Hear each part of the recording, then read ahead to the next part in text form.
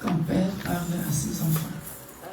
Et nous allons comprendre beaucoup de choses à la grâce de Dieu. Alléluia. Amen. Mais il y aura 2 prophéties pour quelqu'un, pour 2 personnes. Amen. Ça, c'est d'après les propriétaires de l'église. Alors, je suis prenante, mais aujourd'hui, je vais procéder autrement. Je nous conseillerai surtout les prédicateurs de la maison. Ce message concerne surtout les prédicateurs de la maison. Prenons des notes parce que je vais nous enseigner. Et je vais aussi, en même temps, quelques passages touchera aussi ceux qui dirigent l'intercession ou la modération. C'est une étude biblique que j'ai commencé mercredi passé. Et je vais approfondir ça ici, aujourd'hui, par la grâce de Dieu. Et en même temps, on sera comme si on était à l'école, en train de prendre la note. Amen. Amen. Ça ne sera pas comme ce matin à Lille. Amen. Et je ferai de mon mieux. S'il faut venir 2 fois par mois pour enseigner, je le ferai pour que les gens puissent mieux comprendre les choses de Dieu et surtout la doctrine de l'Église et comment percevoir les choses de Dieu. Amen. Amen. Je vais prier. Dans le Père, nous voulons t'écouter pendant quelques minutes. Merci pour le terrain que tu as préparé depuis le début de ce culte.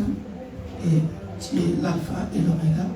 Tu seras l'oméga de ce culte cet après-midi. Merci pour ce que tu as fait le matin à Kinshasa comme à Roubaix. Et pour ce que tu feras encore cet après-midi au Seigneur. Glorifie ton Saint-Nom et que la gloire revienne à toi. Dans le nom puissant et glorieux de notre Sauveur et Seigneur Jésus-Christ. Et l'Assemblée de Dieu dit Amen. Alors, j'ai dit, aujourd'hui nous sommes comme à l'école. Ceux qui n'aiment pas ce genre de message, ça ne va pas aller, mais ça va aller. Amen. Sortons nos cahiers, sortons nos blocs-notes, nous allons écrire. Alors, je vais parler de la déontologie aujourd'hui. Ah, c'est Victoria. Qu'est-ce que la déontologie vient faire ici? Moi j'attends la prédication. Écrivons. Alors, la déontologie. Ma fille, il n'y a pas de l'eau froide aujourd'hui comme tu nous mets ça parfois dans le...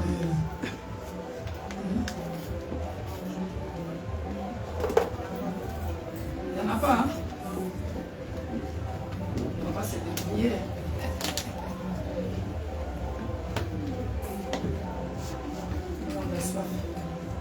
Les parents, il faut vraiment ramener de l'eau bien glacée pour les enfants quand vous venez. Très très important.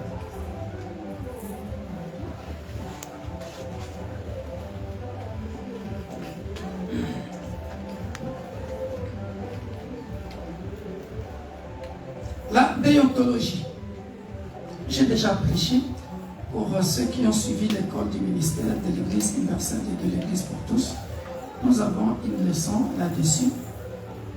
Donc, j'aimerais que si vous êtes nouvelle ou nouveau, allez là-bas, chercher la déontologie pour votre formation. Ça va vous faire du bien parce que quand nous venons à l'église, il y a beaucoup de choses qui nous échappent.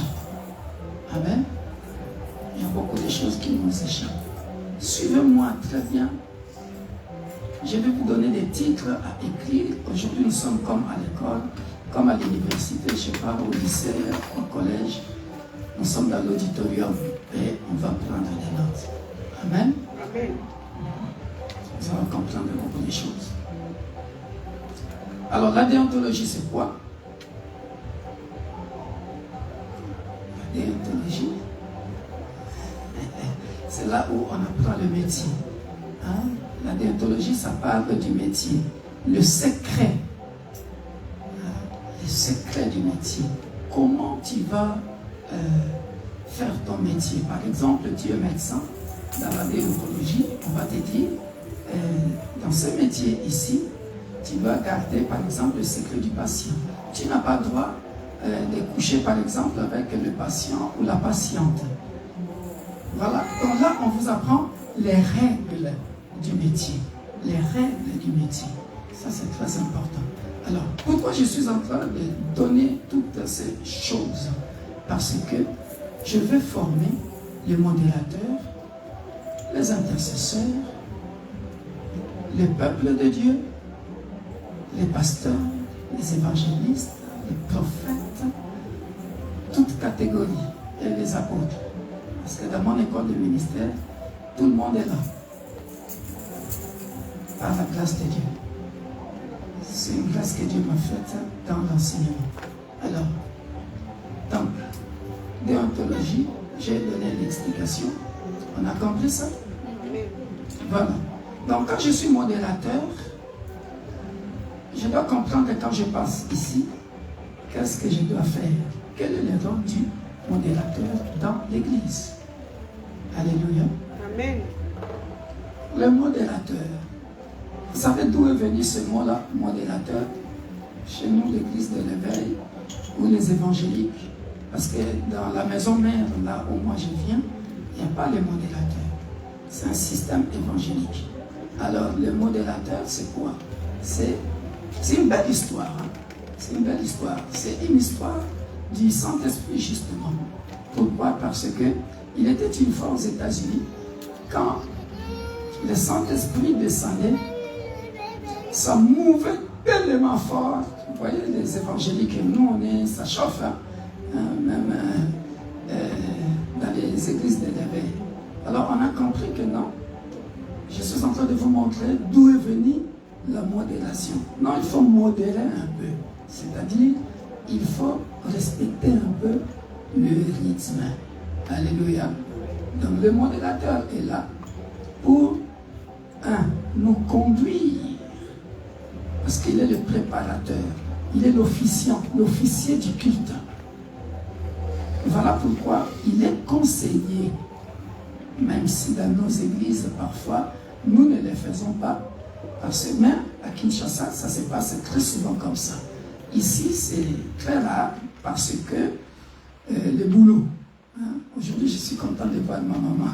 Elle n'a pas travaillé ce dimanche. Alléluia. Et encore ma maman qui me fait beaucoup pitié quand elle arrive. Je vois comme elle est fatiguée. Mais elle fait de son mieux. Elle arrive quand même. Gloire, ça va dire à Dieu. Alléluia. Pourquoi? Le rôle du modérateur dans le culte, ça fait partie de la déontologie ecclésiastique, de la déontologie du culte. J'avais à une époque donné prêté un livre de Alfred Cohen.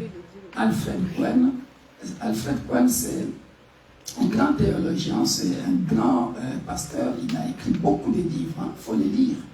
Tu te rappelles de ce livre-là? Je t'avais donné ça pour lire. Et j'avais donné aussi à pasteur Samy aussi. Voilà. Alfred Cohen. Et là, il explique, le titre c'est d'ailleurs Comment prêcher. J'ai puisé beaucoup dedans pour me former, comme aussi le Saint-Esprit m'a formé. Alléluia. Comme ce que je vais vous donner aujourd'hui, comme ce que je vais nous donner aujourd'hui, ça, comme je l'ai toujours dit, vous allez comprendre ça tout à l'heure, je m'en vais droit au but. Ça, c'est le Saint-Esprit lui-même qui m'a inspiré ça. Il y a beaucoup d'enseignements que le Saint-Esprit lui-même nous inspire. Et je vais y arriver. Je vais mollo, je vais prendre mon temps, même s'il fait trop chaud, pour nous expliquer. Alors, tout ça. Le modérateur dans son rôle, même vous les chantres, alléluia, tout culte se prépare. Tout culte se prépare dans le jeûne, dans la prière. C'est-à-dire, je suis modérateur. Pasteur m'a déjà appelé, c'est moi qui ai au programme ce dimanche-là. Je cherche la face de Dieu pour le culte. Alléluia. Pourquoi? Parce que l'église est appelée assemblée de saints. Alléluia. Amen. Et quand on vient à l'église, tu t'oublies toi-même. Pourquoi? Parce que les gens, quand ils quittent leur maison, c'est-à-dire vous, l'assistance, vous voyez, comme vous êtes là, vous avez quitté la maison, vous êtes venu ici pour que, pas le pasteur Victor vous parle. Je suis là, présentement, physiquement, mais je dois être pour vous une bénédiction. De la modération au protocole, à la trésorière, au secrétaire, tous les postes, tous les anciens de l'église doivent préparer le culte. Pourquoi? Parce que nous sommes ici, bien-aimés dans le Seigneur, dans un contexte spirituel. Ça va? Ça rentre? Amen. Un jour, on te demandera de modérer. Il faut que dans la modération, tu nous conduises près du Père. C'est-à-dire dans la modération, suivez bien nos cultes à Lille. Il y a des modérations où, que ce soit ancienne Patricia, que ce soit prophétesse Lydia, rien que dans la modération, la salle est emballée. Les prophéties commencent déjà à sortir. Les gens commencent déjà à tomber. Parfois même moi, le prédicateur du jour, que ce soit moi ou pas, je suis parti en esprit et je commence à faire le service. Suivez, il y a 2 semaines ou 3 semaines comme ça, on n'a pas prêché. On n'a pas prêché de 10h à midi et demi, tout simplement parce que le patron de l'église, quand il est arrivé, il a commencé à faire ce qu'il a à faire. C'était pasteur Elisabeth qui était là ce jour-là, qui devait diriger l'intercession, et on était parti. Amen. Amen. Je ferme cette parenthèse-là.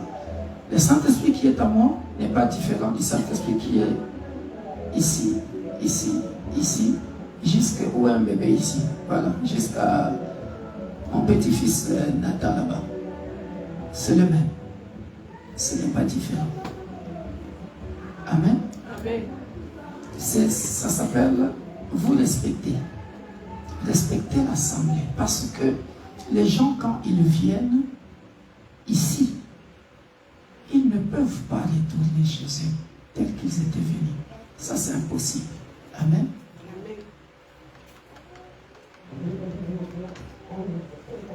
De la modération à l'intercession au protocole. Amen. Même le protocole doit se préparer. Même la trésorière doit se préparer.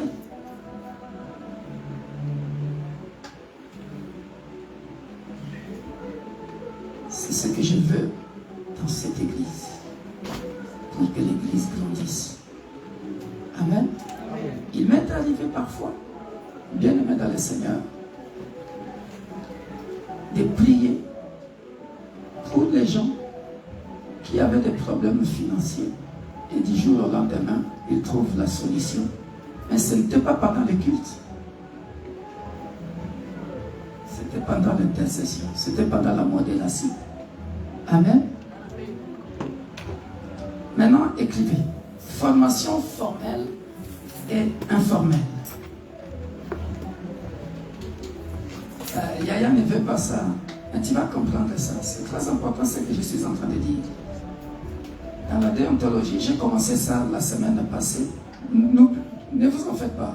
Dimanche, vous allez manger la bonne nourriture. Dimanche prochain, je vais revenir pour la prédication. Aujourd'hui, je forme les disciples de la maison. Je forme tout le monde pour comprendre la vie de l'Église. La formation formelle. C'est quoi la formation formelle? J'en ai parlé mercredi passé. mais je vais rajouter beaucoup de choses aujourd'hui. Je cherche, mais ce n'est pas grave. Voilà.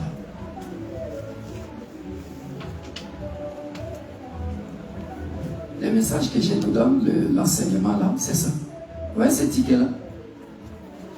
Un ticket de banque. Quand le Saint-Esprit a commencé à m'inspirer, j'ai écrit et c'est ce que je suis en train de nous dire. Tiens, cadeau. Alléluia. Formation formelle, c'est quoi?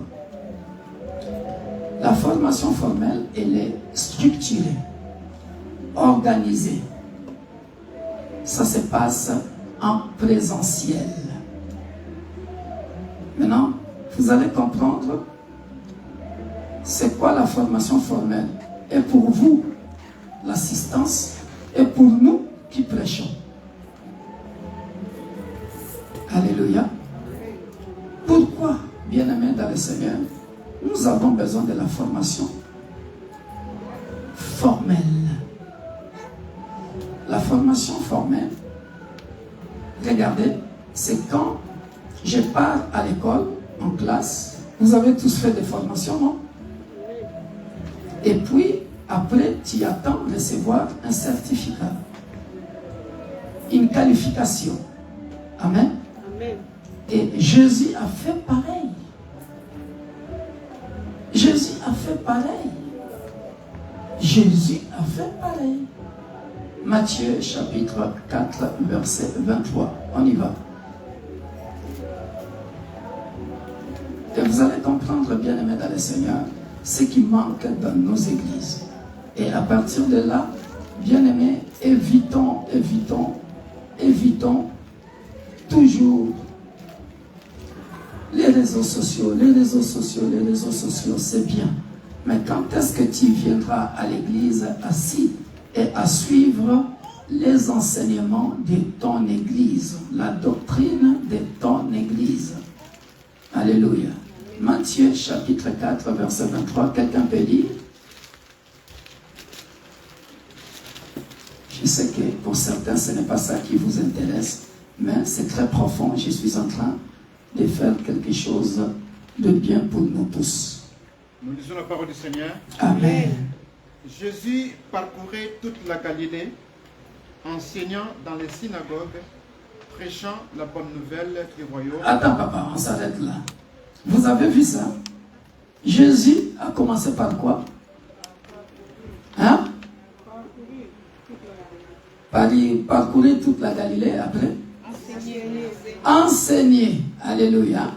Cependant, bien-aimés dans le Seigneur, la plupart de nous, nous n'aimons pas les enseignements. Ce que nous aimons plus, c'est les prophéties, les délivrances, les guérisons. Ça nous attire beaucoup. Mais Jésus n'a pas commencé comme ça. Donc, je suis pasteur, j'ai besoin d'être enseigné. Je suis apôtre, prophète. Peu importe ton office. Que je sois simple membre de l'Église. Voilà pourquoi, dans l'Église, nous devons avoir l'écodime, école le dimanche, pour enseigner nos enfants. Alléluia. Amen. Surtout dans la société dans laquelle nous vivons. Et vous comprendrez pourquoi j'ai commencé à venir 2 dimanches pour rétablir l'ordre dans cette église. Alléluia. Amen. Parce que sinon, Iman a grandi dans l'église mais n'a rien pigé. Isaïa vient, grandira dans l'église, rien pigé. Ma fille ici là vient d'arriver, rien pigé. C'est comme si l'église était seulement l'affaire de maman Mati, quoi, ou de maman Christine, ou de voilà, maman Bijou, maman Fifi, parce que c'est que pour nous les parents.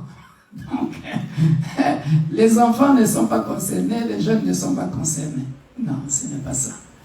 Jésus a commencé par enseignement, enseigner les disciples. Alors, je saute enseignant après. Enseignant dans la synagogue. Après, ensuite. Ouais. Jésus parcourait toute la Galilée, enseignant dans les synagogues, prêchant la bonne nouvelle du royaume et guérissant toute maladie et toute infirmité parmi le peuple. Alléluia. Amen. La Bible est une bonne nouvelle. Amen. Et prêchant la bonne nouvelle. Donc, maintenant vous allez comprendre que avant de prêcher, dans prêcher, il y a ce qu'on appelle la prédication. C'est différent des enseignements. Ce que je fais ce matin à Lille, ça c'est la prédication. C'est-à-dire, j'arrive, je donne les titres, et puis je pars. Je commence à larguer. Ça c'est la prédication. Les enseignements, c'est ce que je suis en train de faire là. Je suis en train d'enseigner. Alléluia. Ce que je suis en train de faire est très important à tous les niveaux. C'est pour ça, c'est ça qui permettra que vous ne soyez pas ballottés à tout vent. Ballottés à tout vent, en d'autres termes, c'est-à-dire, c'est ce qui fera que même ma petite fille, Iman, il est où Vicente, je n'ai pas venu en vacances. Non, c'est l'école, il est déjà petite partie. Hein? Des Vicenjo, des Iman, quel âge encore, ma fille là-bas. Onésime, voilà. Dès ces bas âges-là, leur mémoire enregistre la parole dans l'écodie. Il grandit avec, dans la jeunesse, et jusqu'à devenir grand. Ça, c'est ce qu'on appelle les fondements de l'Église. Voilà pourquoi, quand je nous dis tous les mercredis de suivre les études bibliques à Lille, parce que nous sommes une même mère, un même père. Il faut que quelqu'un qui vient dans l'Église universelle de Dieu, l'Église pour tous, ce sont des choses, ce sont des bases, sache que nous sommes à Kinshasa, nous sommes à Roubaix, nous sommes à Paris, nous suivons tous les mêmes enseignements. Quand il va à l'église Compassion de Marcelo, ça sera pareil. Quand tu vas chez Roland Darlot, tu vois apôtre Roland Darlot enseigner, tu vois Ken enseigner, pasteur Ken, tu vois Adams, c'est la même doctrine, c'est la même chose. Je me fais bien comprendre? Et les enseignements des enfants, très importants. Nous vivons dans un monde où, papa, maman, ici, l'homosexualité, ça existe. Ça bat son plein. Le lesbiennage, l'occultisme. Tu fais quoi? Et nos enfants font quoi s'ils ne sont pas enseignés? Hein? Manque d'enseignement, l'enfant peut embrasser une autre religion. L'enfant peut embrasser un autre système et trouver ça normal. Et surtout, excusez-moi les termes que je vais utiliser, si vous vivez dans des quartiers chauds, parce que nous, le système fait qu'on est catégorisé, on est stigmatisé. On vous met dans les ghettos. Hein? Débrouillez-vous là-bas entre vous. Donc si toi-même à la maison, tu n'as pas de base, tu n'as pas l'éducation chrétienne à donner à tes enfants, ben, l'enfant, quand il va au centre, aujourd'hui il apprend un gros mot, il vient avec dans la maison, demain il apprend un autre gros mot, il vient avec à la maison, et du jour au lendemain, tu es étonné que quelque chose s'est passé. Mais non, mon fils n'est pas comme ça. Toc toc. donc c'est la police. Non, ma fille n'est pas n'est pas comme ça. Alléluia. C'est le premier travail que Jésus a fait, les enseignements. L'enseignement formel, c'est-à-dire, nous sommes là, on est en train de nous apprendre. Jésus devait faire ça avec les disciples. Jésus n'a pas commencé par les réseaux sociaux. Jésus a commencé par enseigner les disciples parce qu'il devait leur montrer la déontologie du travail. Comment travailler? Comment servir Dieu? Alléluia. Alors, dans la formation formelle, maintenant, regardez les premiers enseignements de Jésus. Qui connaît les premiers enseignements de Jésus? Matthieu chapitre 5. Je préfère que le pasteur ou la prophétesse fasse ça pour aller vite. Matthieu chapitre 5, verset 1. Voyant la foule, Jésus montant sur la montagne, et après qu'il se fit assis, ses disciples s'approchèrent de lui. Alléluia. Vous voyez maintenant, il prend la position de l'enseignant. Voyant la foule, vous voyez, c'est vous la foule. Alléluia.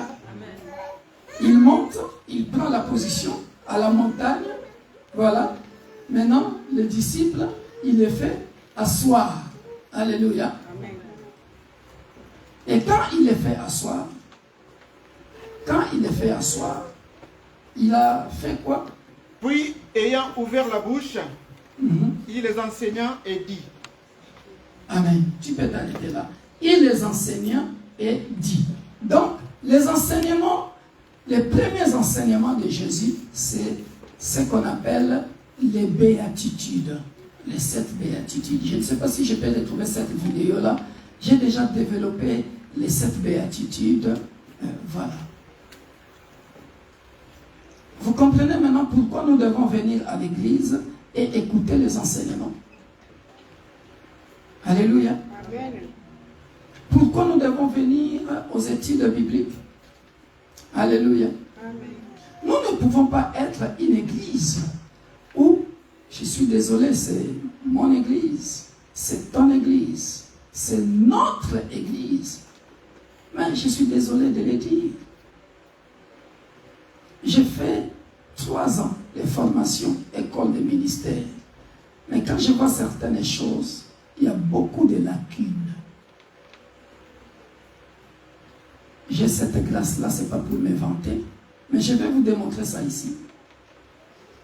Il y a beaucoup de lacunes. Je me suis dit, je dois faire table rase. Je dois tout recommencer à zéro. Il faut qu'une église ait quelqu'un pour enseigner les enfants. Je sais que nous sommes dans de mauvaises conditions, mais par la grâce de Dieu, nous aurons une salle où un jour, pourquoi pas, où on amène que nos enfants, on les enseigne. On amène nos jeunes, on les enseigne. Si on ne peut pas le faire le dimanche, comme nous à Lille, problème de salle, les jeunes, on les enseigne tous les dimanches, de 9h30 à 10h.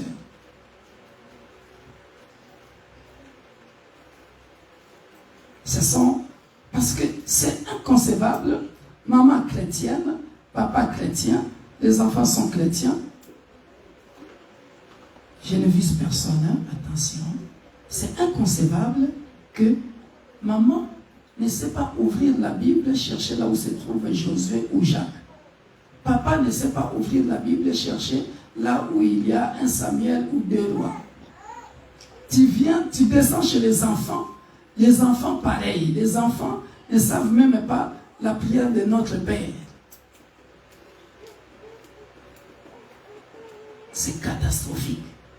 C'est comme si on croit avancer, mais en réalité, on tourne en rond. Je peux venir ici crier.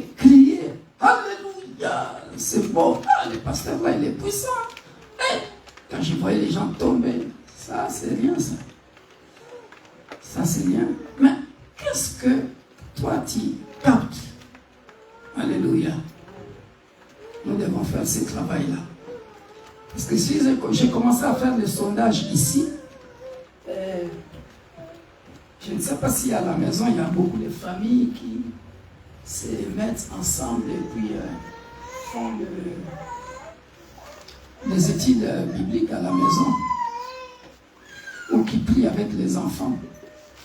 C'est que les enfants, dès qu'ils ont déjà leur propre chambre, à 18 ans, à 20 ans, même toi, le papa, interdit d'entrer. Alléluia. Hein? Alléluia. La formation formelle, elle est très importante. C'est-à-dire, comme on est assis ici, je suis en train de nous enseigner la parole de Dieu.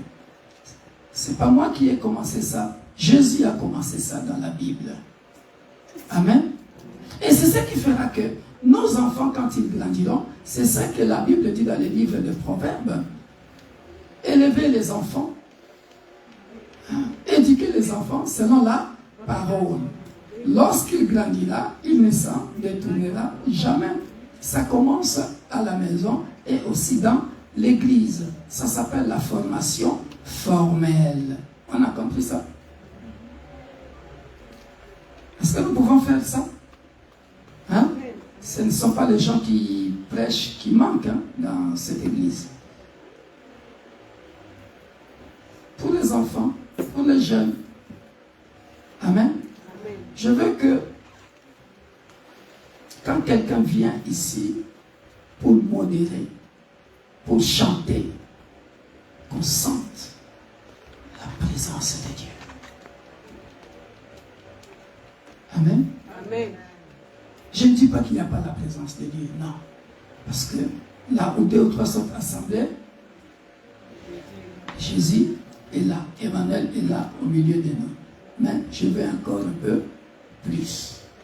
Ça va jusque-là? Maintenant, écoutez, écrivez ceci. La formation informelle. La formation informelle. Très, très importante.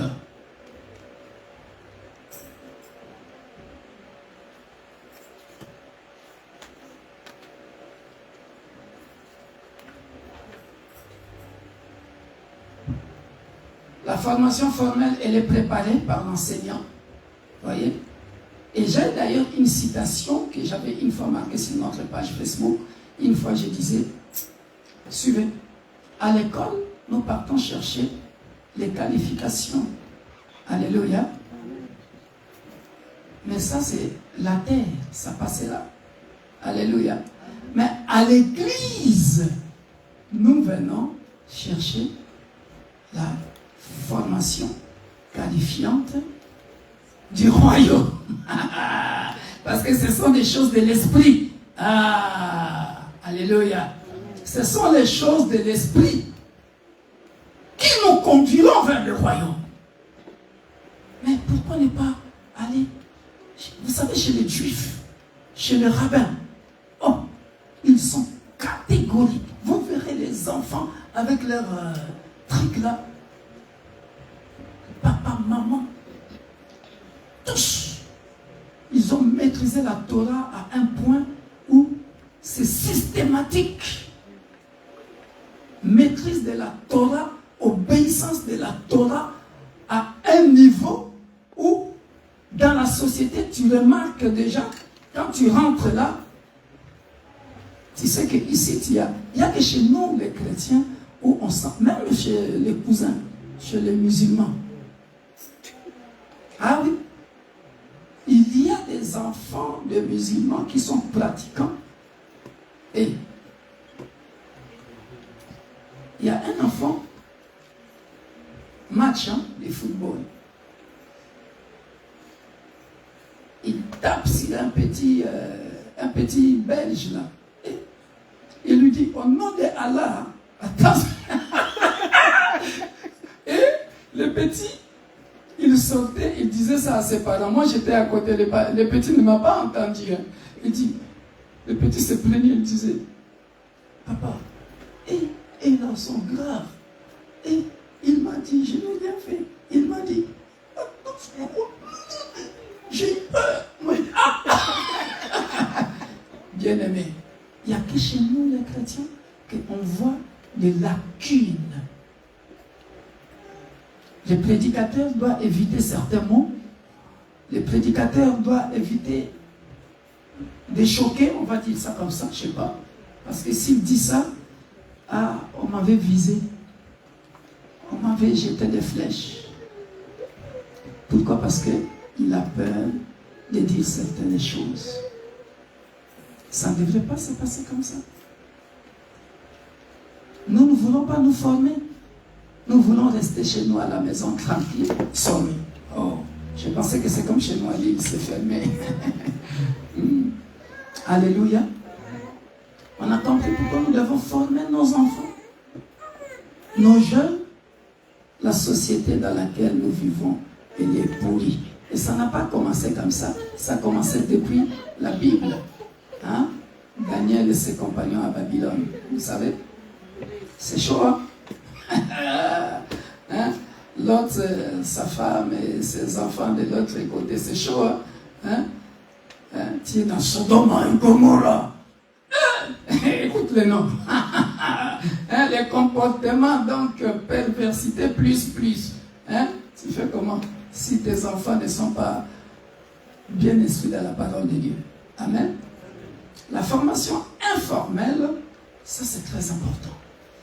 Si vous suivez l'étude biblique de mercredi passé, je disais ceci, c'est à tous les niveaux. Alléluia. Et c'est là où nous devons faire très attention. La formation informelle, écrivez cette phrase, elle n'est pas structurée parce que tu ne l'as pas préparée. Elle n'est pas organisée parce que tu ne l'as pas préparée. La formation informelle, les mamans, les papas, écoutez-moi. La formation informelle touche notre vie au quotidien. Alléluia. La formation informelle touche toutes nos activités de notre vie au quotidien. Et là, je vais vous apprendre beaucoup de choses. Pourquoi? Comment? Suivez-moi. Regardez. Et c'est là où je vais corriger beaucoup de choses aussi dans l'Église. Alléluia. La formation informelle. J'ai notre pasteur ici. Alléluia. J'ai un manuel, je ne sais pas si je l'ai là-bas. Regarde un peu si tu veux là-bas le manuel du pasteur. Regarde, le mien c'est marron.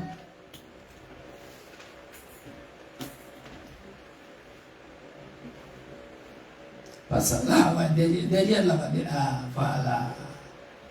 Voilà. Vous voyez, moi c'est déjà déchiqueté. Hein. Il s'est même collé avec Alléluia. Voilà. Manuel du pasteur. Et ici, ça nous montre comment faire la présentation des enfants, comment baptiser, comment prêcher quand tu es au deuil, pendant les funérailles, un mariage. Alléluia. Puisque c'est mon produit, c'est mon fils à moi. Alléluia. Je ne peux pas m'en empêcher. J'ai dit, mon fils, tiens, apprends. Formation informelle. Mais vous ici, vous ne le savez pas. Vous comprenez? Amen. Comment ça se passe? Je peux être, même si je parle rarement avec mon fils Joël, mais rarement, presque pas. Hein? Quand j'appelle, c'est pour demander un service. Va sur YouTube, vite, je suis bloqué.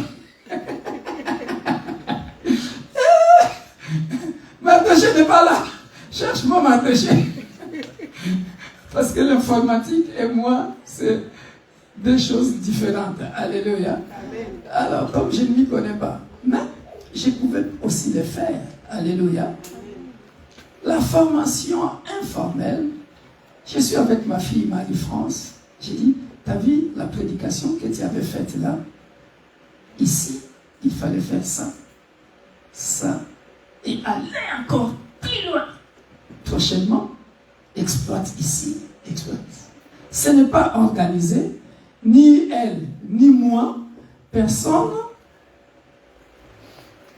n'a prévu ça. Vous voyez? Chez là, les messages étaient bien. Mais là, il fallait encore. Vous comprenez? Formation informelle. Non prévue, non organisée, non structurée. Maintenant, je viens au niveau de l'église. Attention, attention. Écrivez cette belle phrase. Tout chrétien fait de la formation informelle d'une manière ou d'une autre. Et c'est là où, attention maintenant, écrivez ces mots, cette phrase, c'est là où nous formons ou nous déformons les gens. C'est là où nous formons ou nous déformons les gens. Comment? Regardez. Parce que dans la formation informelle,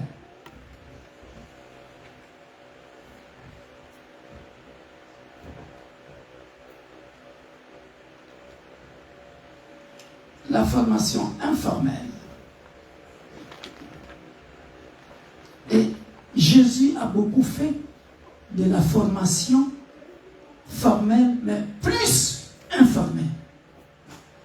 Comment? Parce que la formation informelle n'est pas préparée. Je vous donne beaucoup de passages où Jésus est en train de faire la formation informelle. Regardez. Pardon? Dans ces paraboles. Très bien. Dans ces paraboles. Et en plus, en répondant aux questions de beaucoup de disciples. Regarde par exemple. Quand Thomas va par exemple dire, moi je veux absolument voir. Jésus va répondre quoi? Tu vois, il doit lui expliquer. Il doit lui faire comprendre qui il est. Et là, Thomas doit apprendre. Ah, mais donc depuis longtemps que j'étais avec ce monsieur, je ne savais pas, mais c'est lui. Il est en train de se former. Alléluia. Pourquoi j'ai dit là, c'est là où c'est compliqué et nous devons faire attention. Regarde. Je suis avec mon fils dans la foi. Je peux le former comme je peux le déformer dans la formation informelle. Je suis avec ma fille dans la foi. Je peux la former ou je peux la déformer. Suivez très bien. C'est là où les parents, nous devons faire attention de tout ce qui sort de nos bouches. Je peux perdre le contrôle ou ne pas perdre le contrôle, je ne sais pas comment je peux appeler ça, mais je veux vraiment que, j'ai écrit ça dans mon livre, hein, ça va bientôt sortir par la grâce de Dieu. C'est là où l'apôtre Paul a tellement le souci, j'ai oublié ce passage-là, mais j'ai écrit ça dans mon livre, où l'apôtre Paul a tellement le souci de communiquer tout à Timothée. Et quand il dit,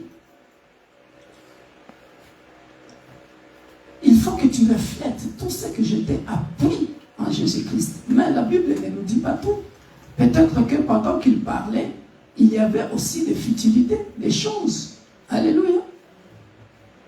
Mais que la Bible n'a pas écrit. Comme je vous ai toujours dit, pour ceux qui viennent d'arriver, hein, ça, écoutez bien ce message, la Bible, elle est incomplète. La Bible est un livre saint, mais la Bible, elle est incomplète.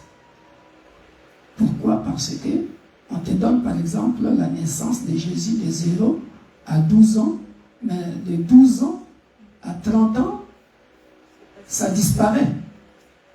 Alléluia. Et c'est là où on ne va pas toujours venir à l'église. Alléluia, alléluia. Mais on ne connaît pas ce qu'on appelle des livres canoniques, d'hétérocanoniques.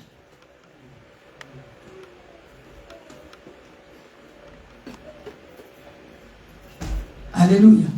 Nous devons savoir ça pour notre formation.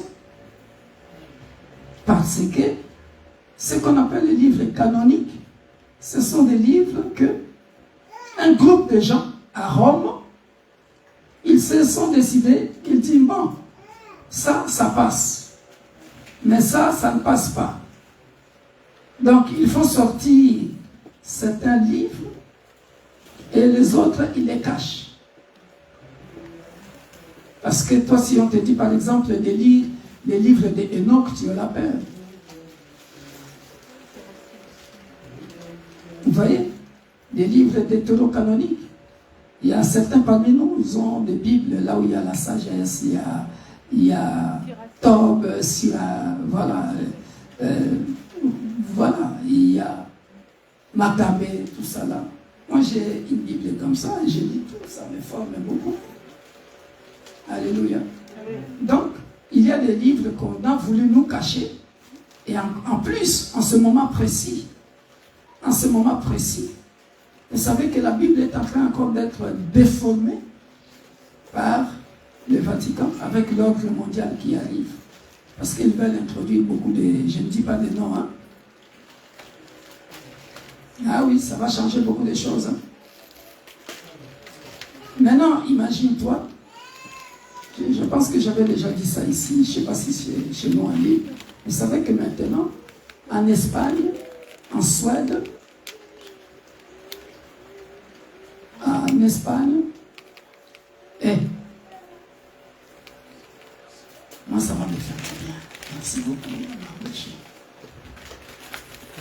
Ça va réfléchir.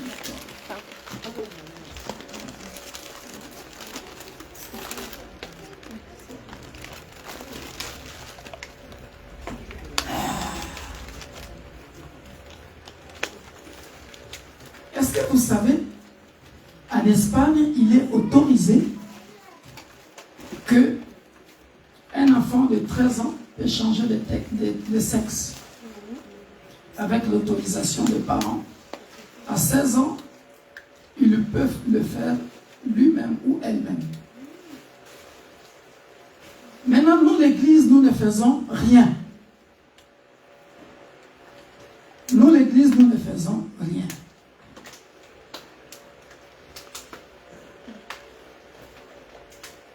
Je suis avec Archibishop à la maison, où m'a touché. Mon fils ou ma fille, il m'a part en vacances. Et là-bas, comme moi j'aime les blancs ou les blanches, je ne sais pas. Toi, tu penses que tu es dans la règle, tu es dans le normal. Alors que la personne qui est devant toi, tu ne connais pas. Hein? Tu rigoles, hein? Pourquoi? Parce que la société a déjà changé dans ce sens-là. Et sinon, l'Église, nous ne faisons rien. Nous n'enseignons pas nos enfants toutes ces choses. Et si tu n'as pas, écoutez, si tu n'as pas le Saint-Esprit, tu fais comment? Qui lui peut te révéler ce qui est caché. Tu fais comment? Parce que ici c'est comme ça.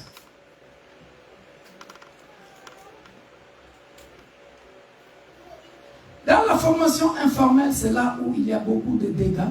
Pourquoi? Parce que c'est mon fils. Je me permets de lui dire de tout et de rien. C'est ma fille, je me permets de lui dire de tout et de rien. Et maintenant, si elle n'est pas mature, un jour, elle peut se dire, oh ben tiens, lui ou elle est femme de Dieu, mais elle dit aussi des choses comme ça. Alléluia. Je peux la déformer. Mais lui, il est homme de Dieu, mais il dit aussi des choses comme ça. Je peux le déformé. Ah d'ailleurs, un jour, il avait dit comme ça. Un jour, elle avait dit comme ça. Alléluia. Je descends maintenant au niveau de l'assemblée. Tout chrétien fait d'une manière ou d'une autre de la formation informelle. Pourquoi? Parce que il est écrit dans la parole de Dieu, allez, faites de toutes les nations des disciples. Donc, je dois à chaque fois assaisonner ma langue, ma bouche. Alléluia. Pourquoi? Parce que je suis en train de conduire. Je suis dans la voiture. Alléluia. Je peux former dans la voiture. Alléluia. Mon fils, ma fille, quand tel problème t'arrive, attention, il faut toujours prier, faire ceci ou cela. J'échange beaucoup avec lui au téléphone. Telle situation dans l'église, regarde comment on fait ça. J'échange parfois avec elle. Alléluia. Mais bien aimé dans le Seigneur, nous parlons parole de Dieu, pas autre chose. Ceci, ça fait combien de temps on a parlé au téléphone?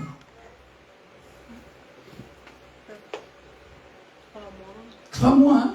Maman m'a dit. Hein? Maman Christine. D'ailleurs, maman Christine, je retiens une phrase. Quand elle m'appelle, tu sais la phrase que tu dis souvent? À Lingala, papa Mikolo est belé. Papa, beaucoup de jours. Alléluia. Et ma maman ici, là. Maman Elisa. Hein? Qui encore? Le pire. Rosette, je ne sais pas si on parle de combien de temps. Alléluia. Très rare. Comme on a rigolé tout à l'heure avec mon fils. Quand j'appelle parce que j'ai besoin de quelque chose. Et certains parmi vous m'appellent parce qu'ils ont besoin ou elles ont besoin de la prière. Alléluia. Formation informelle. On a compris ça? C'est-à-dire, à chaque fois que je suis à côté de quelqu'un, je dois faire attention de ce qui sort de ma bouche. Pourquoi? Parce que un jour, si la personne n'est pas mature, vous comprenez? Elle va changer ça. Alléluia. Ça va se retourner contre toi. Mais pourtant, toi, à ce moment-là, quand tu parlais, tu t'adressais à un fils. Tu t'adressais à une fille. Est-ce que je me fais bien comprendre? Mais comment ça sera interprété un jour? Point d'interrogation.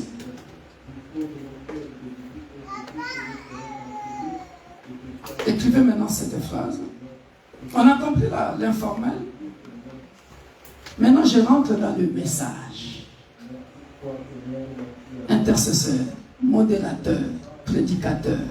Écrivez ça, c'est très important.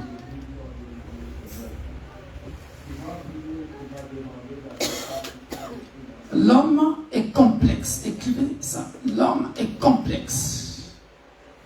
L'homme est complexe. Pourquoi l'homme est complexe? Regardez la complexité de l'homme. Dans l'homme, il y a l'état physique que nous voyons, comme ça, quand je te regarde, quand vous me regardez. Alléluia. Mais ça cache beaucoup de choses. Alléluia. Qu'est-ce que ça cache? La pensée, c'est à l'intérieur. Deuxième chose, c'est-à-dire, j'explique en même temps pour que vous puissiez comprendre. Mon physique, comme vous me voyez comme ça, je peux être beau, comme j'aime être beau, hein? Mais cela ne reflète pas mon état dans mes pensées.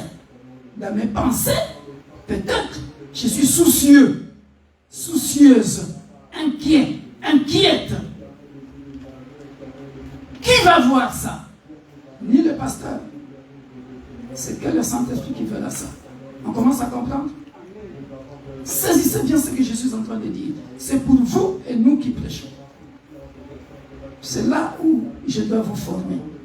C'est là où nous, peuple de Dieu, toi qui viens à l'église, moi qui enseigne la parole de Dieu, je dois tout le temps chercher la face de Dieu avant d'aller à l'église. Me préparer avant d'aller à l'église. Absolument. Je dis bien absolument et je pèse bien mes mots. Pourquoi? Parce que la pensée, c'est invisible, je ne vois pas ça. Je ne peux que comprendre ça lorsque la parole est sortie. Le cœur, je ne vois pas ce qui se passe à l'intérieur. La Bible me dit seulement de l'abondance du cœur, la bouche parle. C'est là où je comprendrai que ça, il a dit ça, elle a dit ça, ça, parce que par ricochet, il y a ça. Ça se passe chez vous, ça se passe ici. On se comprend? Nous sommes dans l'auditoire. Si tu ne comprends pas, tu lèves la main, tu poses la question. Je suis en train de nous former. Comme ça, un jour, tu vas prêcher, tu dois savoir que on ne joue pas. On ne joue pas. Je dis bien, on ne joue pas en aucun cas, en aucun jour. On ne joue pas avec la prédication ou ce qui doit sortir ici dès que tu viens ici. Alléluia. Vous avez écrit ces trois choses-là. Maintenant, écrivez cette phrase. Le propriétaire de l'église.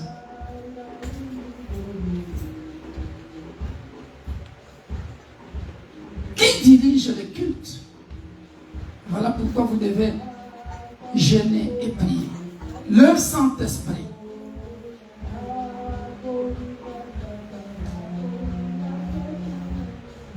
Le Saint-Esprit. Attention ici. Nous avons ici 2 ou 3 fondamentaux. Écrivez ce passage, vous allez lire ça. Pourquoi le Saint-Esprit, maître de l'Église? Vous pouvez écrire le Saint-Esprit, maître de l'Église. Suivez, ne soyez pas dans la distraction. Ce sont des choses importantes. Écrivez. Psaume 99, versets 6 à 8. Et psaume 94, versets 8 à 9.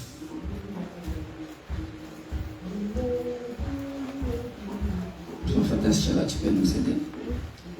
Tu peux commencer par 99, 6, 8. Psaume 99, versets 6 à 8.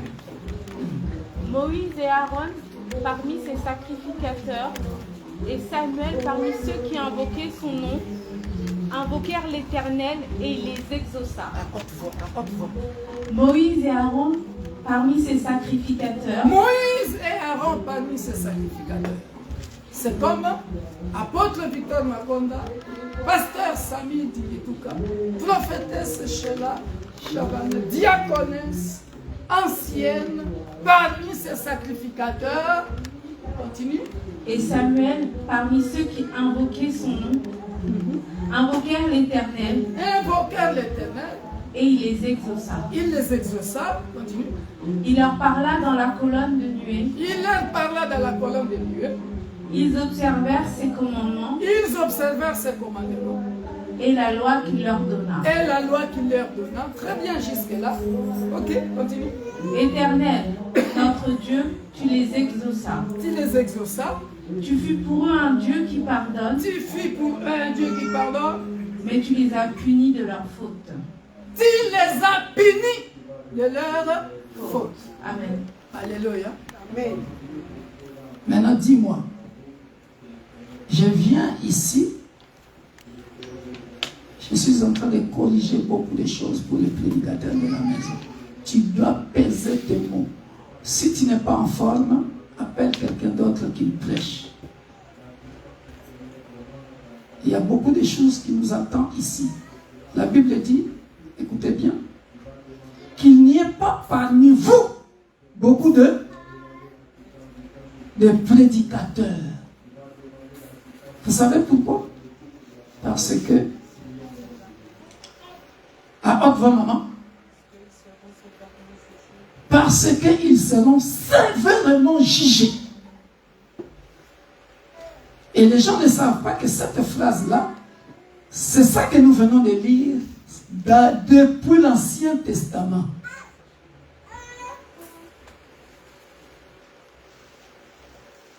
Vous avez vu ça? Je ne peux pas venir me tenir ici devant les gens. Alléluia. Maintenant, c'est là où je nous ouvre les yeux. Moi, je ne peux pas, moi, apôtre Victor Makonda, venir ici pour vous aveugler. Jamais.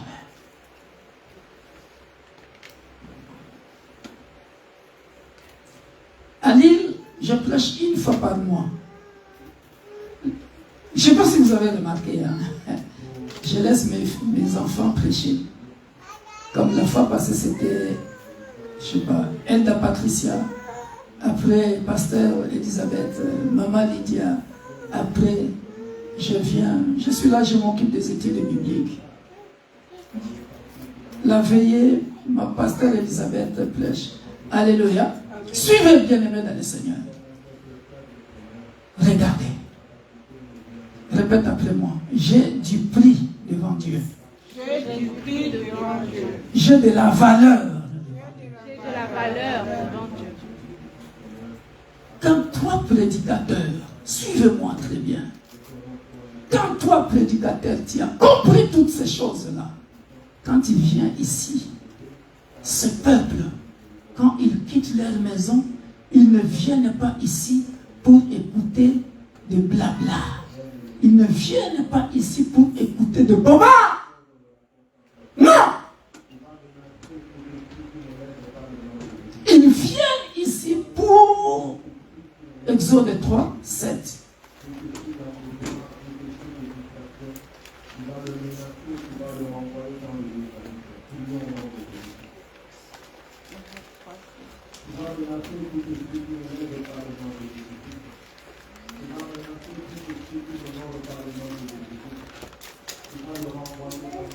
Exode 3, verset 7. L'Éternel dit, j'ai vu la souffrance de mon peuple qui est en Égypte, et j'ai entendu les cris que lui font pousser ses oppresseurs, car je connais ses douleurs. Je suis descendu pour le délivrer de la main des Égyptiens, et pour le faire monter de ce pays dans un bon et vaste pays, dans un pays où coule le lait et le miel, dans les lieux qu'habitent les Cananéens, les Essiens, les Amoréens, les Phérésiens, les Éviens et les Jébusiens. Alléluia. Amen. Je ne peux pas monter un message. Je dis que je ne peux pas monter un message. Écoutez-moi bien. Pourquoi j'ai dit le Saint-Esprit, le maître de l'Église. Je ne peux pas composer, monter un message à base de mes problèmes personnels. Écrivez ça. Je ne peux pas monter, composer un message à base de mes problèmes personnels ou à base de mes sentiments ou de mes émotions. Interdit formellement. Parce que ce peuple, quand ils arrivent, ils quittent leur maison pour un problème. Ils attendent que lorsque l'homme de Dieu prêchera, que Dieu dise, j'ai écouté les cris de mon peuple. Et on te dit, Moïse, la réponse à donner à Jody, la réponse à donner à Maman Christine, la réponse à donner à Bijou, la réponse à donner à Joël. On a compris le message? C'est ça composer le message. Je vais vous dire quelque chose. J'ai fait 7 mois sans voiture. Moi. Je ne viens pas ici ou là-bas à Lille prêcher. 10 mains offrande, 10 mains offrande, comme si je demandais l'argent indirectement. passé des moments, alors, je me suis même posé la question, mais Seigneur, nous sommes dans l'année de la restauration ou pas? Mon grand frère, sérieusement malade. Si je vous montrais la photo, tu vas pleurer. Ce n'est pas pour autant que je viens avec mes soucis ici. Quand je dis sérieusement malade, prêt à mourir, mais je viens ici, vous avez des prophéties, vous me voyez vraiment prêcher, ni à l'île, ni ici, personne n'est au courant, sauf moi et ma femme. On se comprend? Mon neveu, kidnappé, 10 personnes. J'ai dit bien 10 personnes. Jusqu'à présent, il n'est pas encore retourné chez lui à la maison. 9 personnes tuées comme ça. Dans ses propres yeux. Devant ses yeux, comme ça. 9 personnes. Et les gens qui tuent là, quand ils arrivent auprès de lui pour les tuer, il dit, cet enfant a quelque chose. On n'arrive pas à les tuer. Un garçon, un papa de 35 ans. On n'arrive pas à les tuer. On ne sait pas pourquoi. Ton grand frère n'a pas d'argent. Toi, tu dois envoyer l'argent. Toi, tu dois prier. Et tout ça, est-ce que vous le savez, vous?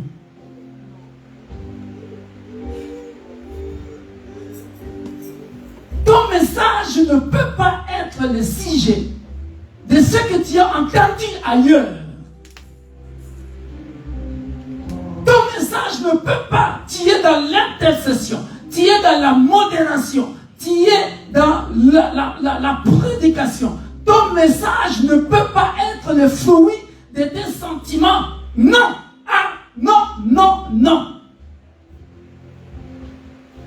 Tu ne peux pas venir ici commencer à dire au peuple de Dieu, on vous aveugle, ça ce n'est pas une église, et ça c'est de la foutaise, parce que toi tu as un sentiment, je ne sais pas, de culpabilité, je ne sais pas, de rejet, je ne sais pas, d'inquiétude, de soucis. Non, interdit. Tu viens ici, tu cherches la face de Dieu. Je m'adresse à vous, le peuple de Dieu, et nous qui prêchons ici. Parce que qu'est-ce qui nous attend? Vous avez lu? C'était des sacrificateurs. Mais Dieu a fait quoi? L'a béni. Je ne peux pas ici venir avec... Vous voyez ce que je vous ai dit là? Hein? Tout. Ça se suit, hein? Mais je viens ici à la veillée. Vous me voyez rigoler. Je prophétise avec exactitude. Parce que vous avez du prix. Vous avez de la valeur auprès de Dieu. Quand vous venez avec vos problèmes, c'est pour Exode 3:7. J'ai entendu les cris de mon peuple. Moi, je suis là pour vous encourager, pour vous conseiller, vous montrer le chemin. Je ne suis pas là pour vous venir. Vous-même, vous avez des problèmes. Moi, je viens rajouter mes problèmes chez vous. C'est quoi ça? C'est quoi?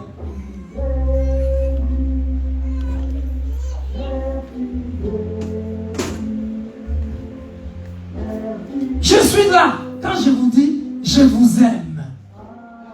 Alléluia. Il y a l'amour agapéo, il y a l'amour philéo. Voilà, c'est 3 sortes d'amour. Bien-aimé, c'est de tout mon cœur que je fais ce travail. Sinon Dieu ne me bénira jamais. Et je ne demande de l'argent à personne. Pourquoi? Parce que il y a, bien-aimé dans le Seigneur, quand on se tient ici, Bien-aimés, le Saint-Esprit parle dans la salle. Participez. Soyez dans nos cultes à Lille. Même pendant l'intercession. Dieu parle par la bouche, soit de l'évangéliste Evelyne, soit de la prophétesse, soit de pasteur, soit de l'ancienne. C'est tout le temps comme ça. Ça passe ou ça casse. Et c'est du tricotage. Est-ce qu'on se comprend? Je ne peux pas ici venir parce que j'ai remarqué un sentiment de rejet. J'ai remarqué un sentiment. Je commence à composer le message où j'ai mon plan derrière moi. Non, ça ne passera pas ici.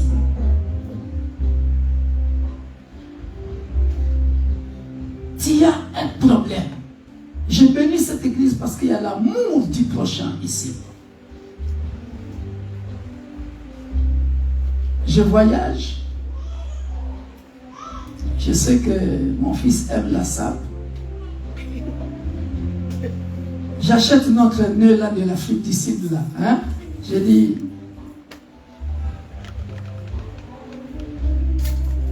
l'amour du prochain.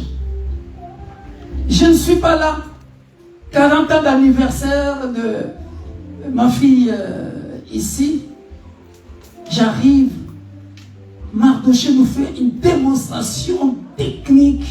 C'est ça l'amour dans l'église. Et Joël, tous les enfants, ils étaient là en train de travailler.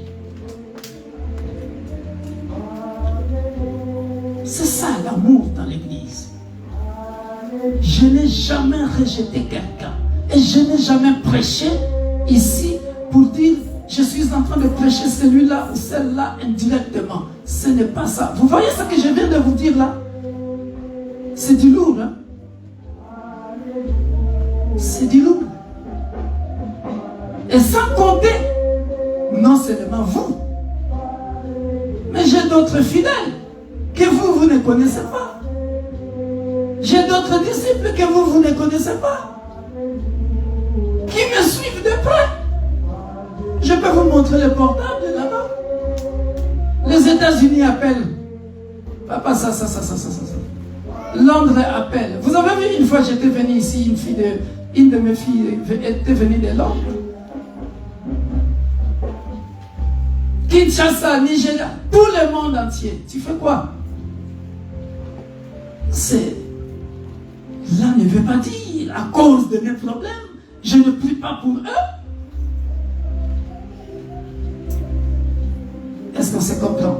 Amen. Le Saint-Esprit, quand je passe ici, tu as lu 94, 8, 9? Non. Vas-y.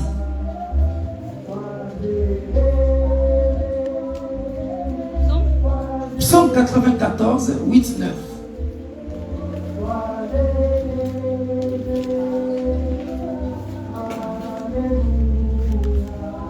Psaume 94, versets 8 à 9. Prenez-y garde, hommes stupides, insensés. Quand serez-vous sages? Celui qui a planté l'oreille n'entendrait-il pas? Celui qui a formé l'œil ne verrait-il pas? Amen. Vous avez vu ce passage-là? Papa, maman, que tu le veuilles ou pas, c'est au-delà de ta conscience.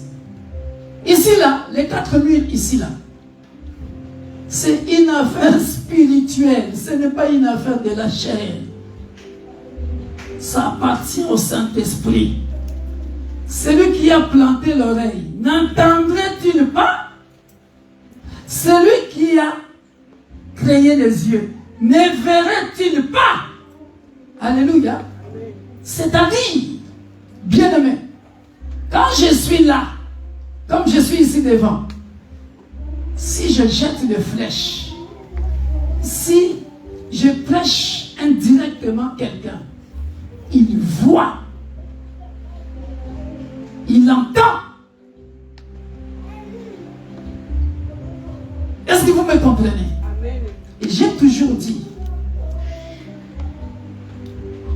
chacun selon son alliance avec Dieu. Alléluia. Mais moi, le Dieu que je sers, il me reproche aussitôt. Ce n'est pas que je suis spécial, que vous, j'ai bien dit ici. Le même Saint-Esprit qui est en moi, c'est le même qui est en vous. Et la preuve, vous pouvez avoir des révélations, mais concernant, ah oui, le Saint-Esprit est comme ça. Il peut me montrer ce que tu penses, il peut aussi te montrer toi ce que je suis. Si je divise l'église, il sait. Si je fais des complots dans l'église, il sait. Vous savez ce que ça veut dire? Comploter. C'est-à-dire, on veut tuer Jésus. Hein? Les gens se réunissent contre lui. Alléluia. Mais je suis dans la joie. Dans cette église, quand il y a l'anniversaire, je ne sais pas de qui, je vois dans les photos, notre cuisinier n'est pas là aujourd'hui. Hein? Mon fils Ézéchiel, qui aime bien faire les gâteaux, il vient, il fait les gâteaux. C'est ça une église, l'amour.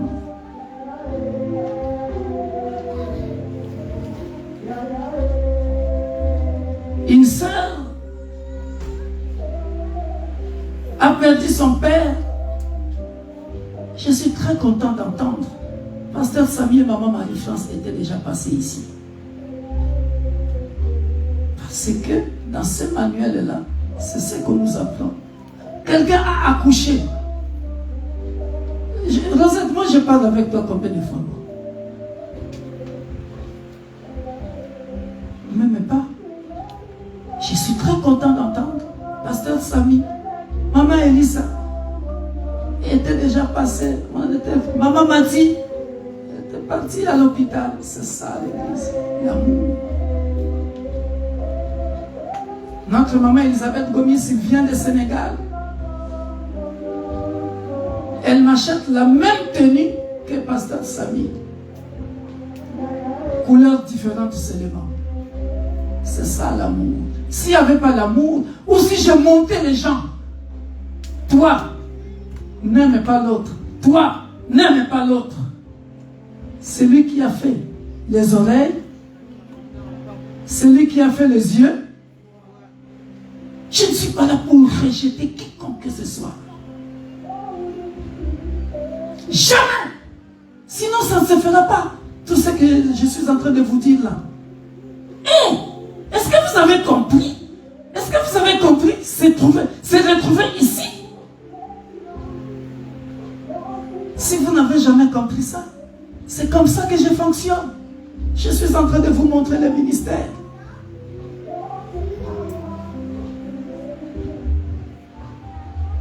Je suis en train de vous montrer le ministère, l'église. L'église est dirigée par le Saint-Esprit. Il faut que la personne qui est dehors, maman Marie-France, quand elle rentre ici, elle est déjà bien préparée. Gaëlle, quand elle vient, Jean-Louis, quand elle vient, il doit entendre Dieu lui parler d'une manière ou d'une autre. Alléluia. Et je m'en vais clôturer en disant ceci. Alors là, c'est trop fort ce que je vais dire maintenant.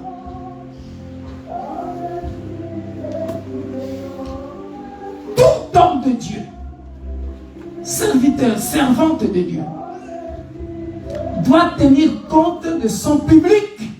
Écrivez bien, titre, grand titre, public. Le public. Regardez le public. Est-ce que mon église, c'est l'église des pauvres, comme l'église de Macédoine? Les pauvres. L'église, on va écrire, des riches. Et c'est là que vous allez comprendre l'impact du Saint-Esprit dans l'église. l'église dans le désert.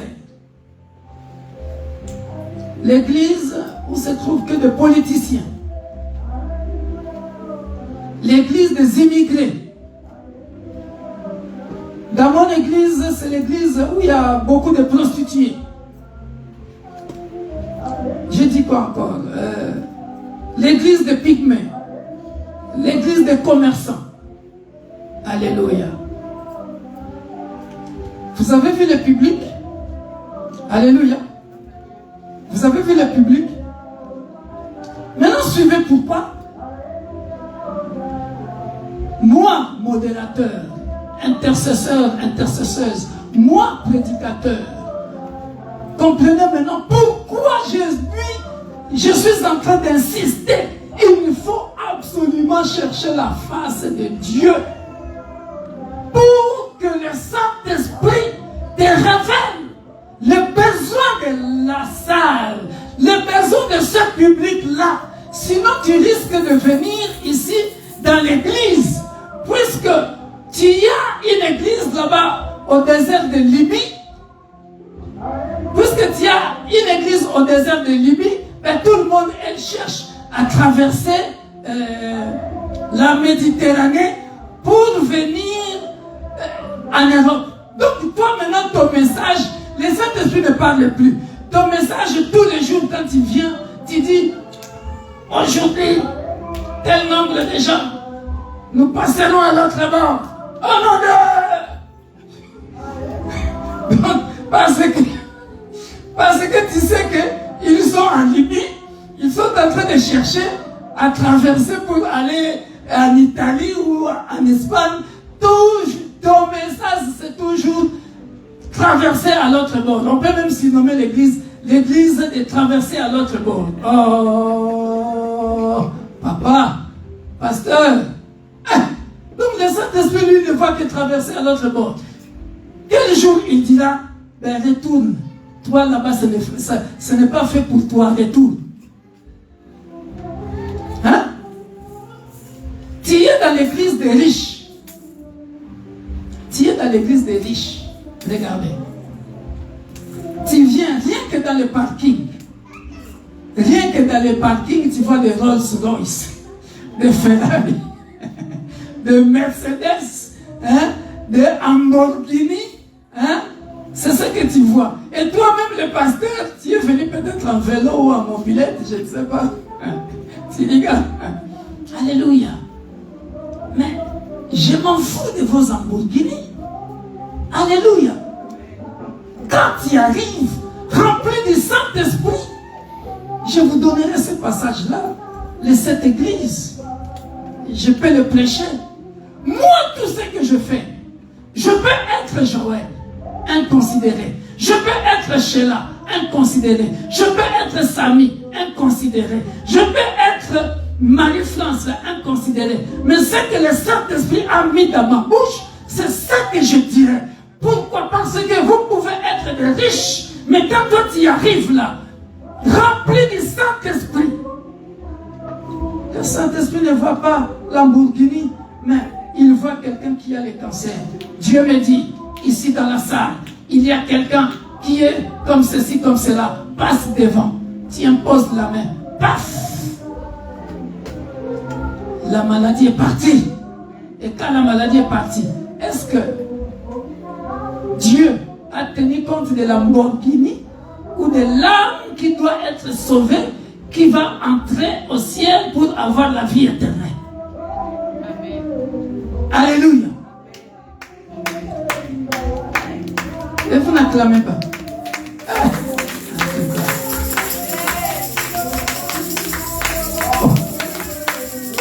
Je ne peux pas aller dans l'église de pauvres. Toujours prêcher. Tu seras riche. Au nom de Jésus. C'est toi qui. Tu vas là-bas comme c'est la pauvreté. Comme tout le monde veut venir en Europe. Reçois ton visa. Au nom de Jésus. Ah. Donc le Saint-Esprit ne voit que le visa. Il ne voit pas autre chose. Mais la Bible dit quoi par rapport à Macédoine? L'apôtre Paul lui-même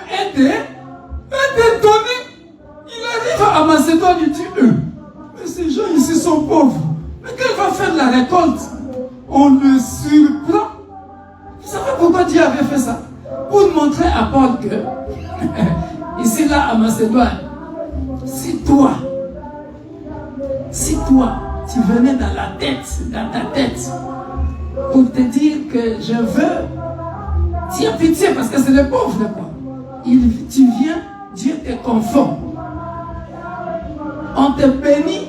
Lisez bien ce passage-là, c'est dans 1 Corinthiens. Les fidèles de Macédoine vont étonner l'apôtre Paul jusqu'à ce qu'il y ait eu même des réserves. Alléluia.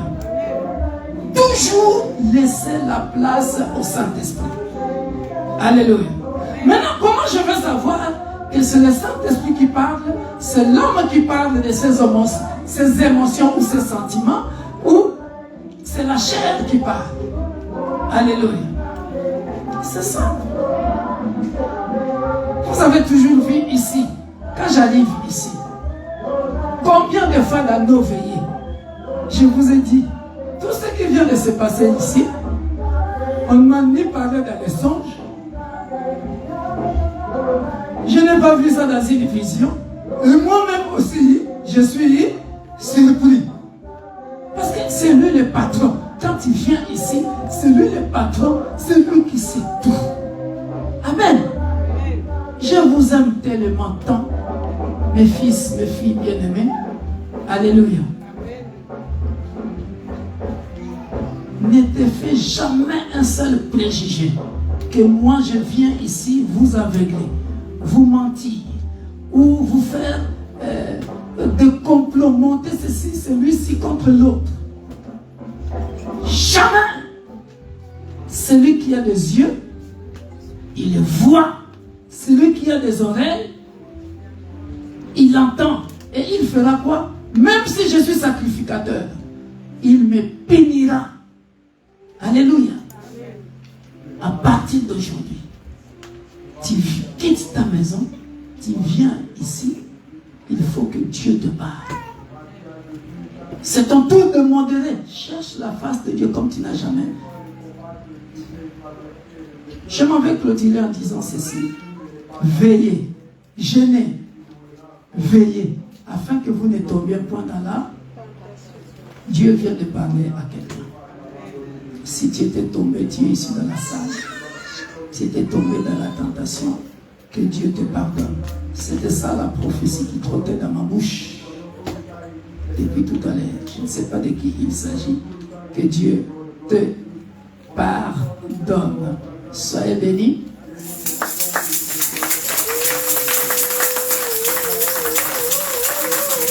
Donc, ce que je dis là, les titres que vous pouvez aussi écrire, c'est que ne victimisez pas le peuple. Le peuple ne peut pas être victime de ce que toi tu es en train de passer. Alléluia.